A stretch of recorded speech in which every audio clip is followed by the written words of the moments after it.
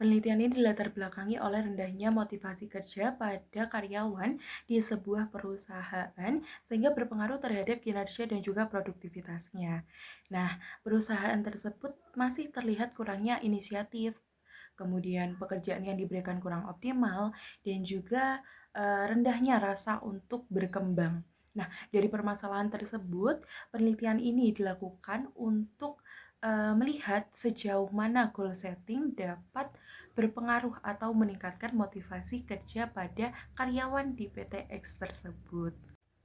Untuk variabelnya, goal setting sebagai variabel bebas, yaitu pelatihan yang akan diberikan kepada karyawan, sedangkan variabel terikatnya berupa motivasi yang diukur untuk melihat sejauh mana pengaruh dari pelatihan yang telah diberikan kepada karyawan tersebut. Nah, hipotesis pada penelitian ini juga dapat dilihat, yaitu hipotesisnya berupa goal setting dapat berpengaruh terhadap motivasi kerja, sedangkan hipotesis nolnya yaitu goal setting tidak memiliki pengaruh terhadap motivasi kerja karyawan. Baik, kemudian dari metode jurnal nasional, yaitu partisipan atau subjeknya itu dengan jumlah 24 orang yang memiliki kriteria dari staff, ada asisten supervisor, supervisor, dan kepala bagian yang pernah dipromosikan atau akan dipromosikan. Nah, kategori untuk motivasi kerjanya itu dari sedang hingga yang rendah. Nah, mereka dibagi menjadi 12 kelompok subjek itu masuk ke bagian eksperimen dan 12 subjeknya lagi masuk ke kelompok kontrol gitu. Berdasarkan hasil screening tingkat motivasi kerja mereka.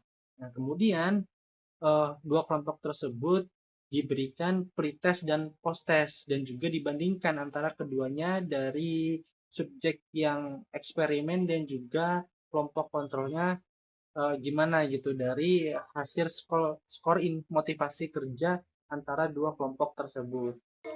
Kemudian kita masuk ke hasil dan kesimpulan. Jadi hasil penelitian menunjukkan bahwa kelompok eksperimen mengalami peningkatan yang signifikan dari kategori sedang ke tinggi, sedangkan kelompok kontrol itu tidak mengalami perubahan berarti.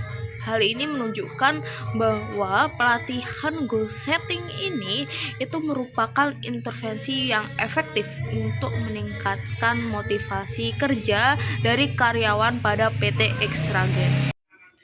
Kemudian kita masuk ke kelebihan dan kekurangan.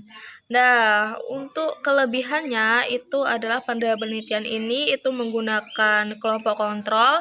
Jadi dengan adanya kelompok kontrol ini itu memungkinkan peneliti untuk membandingkan hasil antara kelompok yang mendapatkan perlakuan dan yang tidak. Jadi hal ini itu dapat membantu memastikan bahwa perubahan yang terjadi pada kelompok eksperimen itu disebabkan oleh perlakuan yang diberikan, bukan oleh faktor lain di luar penelitian.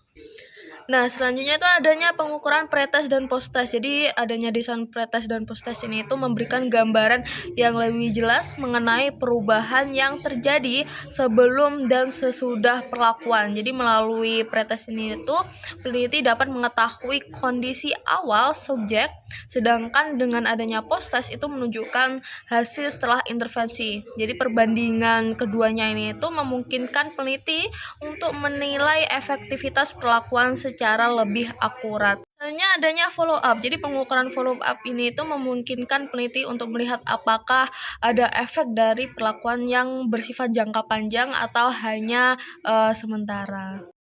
Nah, namun di samping adanya kelebihan itu ada kekurangan pada penelitian ini, yaitu adanya jumlah sampel yang kecil. Jadi jumlah sampel yang terbatas itu dapat mengurangi kekuatan dari penelitian sehingga hasil yang diperoleh ini itu menjadi kurang representatif untuk digeneralisasikan ke populasi yang lebih luas.